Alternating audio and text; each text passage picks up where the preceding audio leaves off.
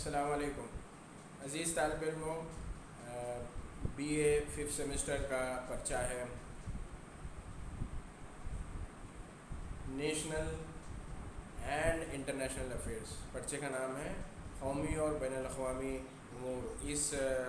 پرچے کی آج کی اس دوسری کلاس میں ہم آپ سب کا خیر مقدم کرتے ہیں۔ عزیز طالب علموں، لاک ڈاؤن کے دوران ہم نے جو سب سے اہم چیز سیکھی ہے وہ یہ ہے کہ کیسے ہم آن لائن اپنے تدریس کے، اپنے سیکھنے کے عمل کو جاری رکھ سکیں۔ ابھی چونکہ کرونا کے حوالے سے حالات ملک میں اس قابل نہیں ہوئے کہ حکومت نے یونیورسٹیز کو باضابطہ طور پر کلاسز کے لیے اجازت دی ہے، اسی لیے ہم آن لائن ای کلاسز لینے کے لیے آپ کے ساتھ حاضر ہیں۔ ہمارا جو پرچہ، جیسا کہ میں نے آپ کو ابتدا میں بتایا، پرچے کا موضوع ہے قومی اور بین الاقوامی معاملات، نیشنل اینڈ انٹرنیشنل افیئرس۔ جیسا کہ میری ابتدائی کلاس میں نے آپ لوگوں کو بتایا تھا کہ اس پرچے کو آپ کے نصاب میں شامل کرنے کا ایک اہم مقصد ہے۔ کسی بھی اخبار کو دیکھیں آپ یا کسی بھی ٹیلی ویژن چینل کی خبروں کو، اس میں قومی خبریں بھی ہوتی ہیں اور بین الاقوامی خبریں ہوتی ہیں، اور دنیا نے جب سے ایک گلوبل ولیج کا روپ دھارا ہے تب سے دنیا سمٹ کر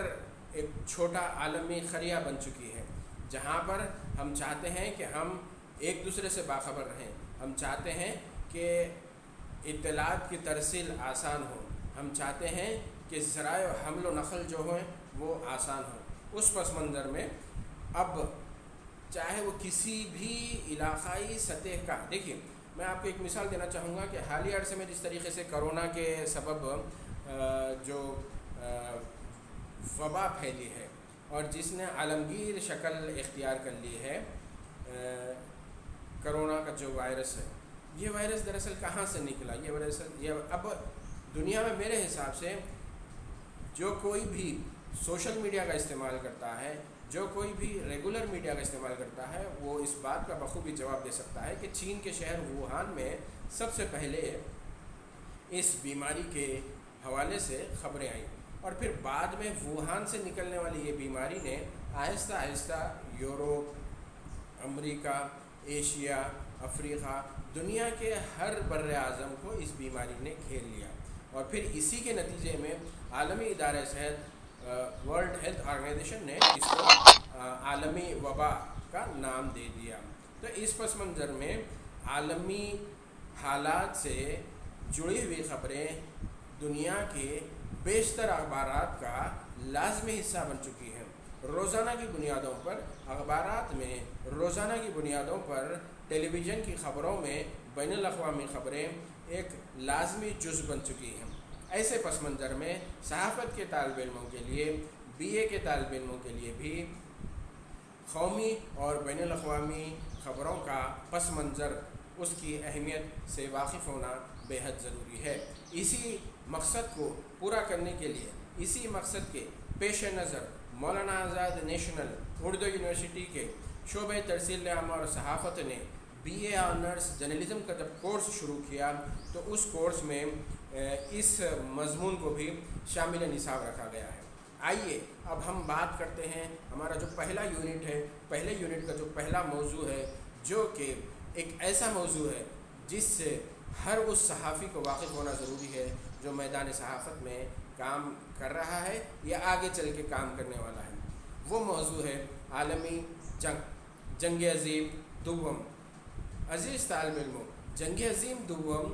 جدید تاریخ کا وہ ایک ایسا، اگر میں کہوں سنگ میل تو بے جانا ہوگا، کہ جس کے بعد سے دنیا کی عالمی سیاست نے بہت بڑی کروٹ لی۔ برطانیہ، جو کہ جنگ عظیم دوم سے پہلے تک بھی دنیا بھر میں جس کے متعلق کہا جاتا تھا کہ یہ وہ ریاست ہے جہاں پر کبھی سورج غروب نہیں ہوتا، وہ بھی اس بات کے لیے مجبور ہو گیا کہ بہت سارے ملکوں کو اپنے نوآبادیاتی شکنجے سے آزاد کریں۔ ہندوستان، پاکستان بھی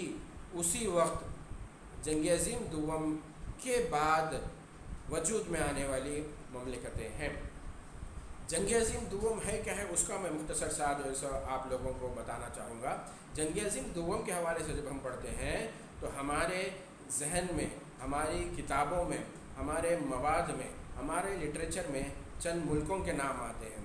سب سے پہلا جو ملک جس کا نام لیا جاتا ہے، جہاں سے جڑے ہوئے شخص کا نام لیا جاتا ہے، ہٹلر کا تعلق جرمنی سے تھا۔ جرمنی یورپ کا ایک ملک ہے۔ اس کے بعد دوسرا جو نظریہ خاص طور پر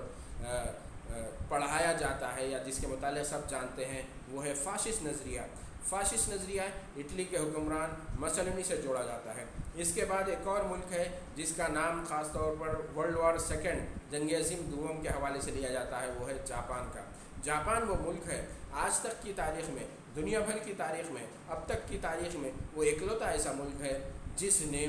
2 ایٹم بم کی تباہی کو دیکھا ہے، 2 جوہری بموں کی تباہی کو جھیلا ہے۔ جی ہاں، ایک ہو گیا اٹلی، ایک ہو گیا جرمنی، دوسرا ہو گیا جاپان۔ اس کے علاوہ تیسرا ایک ملک کا نام ہے جس نے جوہری بم کا، جس نے نیوکلیئر بم کا، جس نے ایٹم بم کا جاپان کے خلاف استعمال کیا تھا۔ ہیروشیما اور ناگاساکی پر جب یہ بم ڈالے گئے تھے، وہ مہینہ بھی اگست کا ہی مہینہ تھا جب جاپان نے ہیروشیما اور جاپان کے 2 شہروں ہیروشیما اور ناگاساکی پر امریکہ نے جب بم برسائے، تبھی جا کر جاپان نے، جو کہ اپنے توسیع پسندانہ عزائم کے تحت آگے بڑھتے ہوئے مختلف ممالک پر قبضہ کرتے ہوئے وہ برما تک پہنچ چکا تھا، جو کہ اس وقت برطانیہ کے زیر نگرانی تھا، اور جاپان کی جو افواج ہیں وہ بالکل ہندوستانی سرحد تک پہنچ چکی تھی۔ لیکن امریکہ کی جانب سے جب جوہری بم کا استعمال کیا گیا، ایٹم بم کا استعمال کیا گیا، تو جاپان نے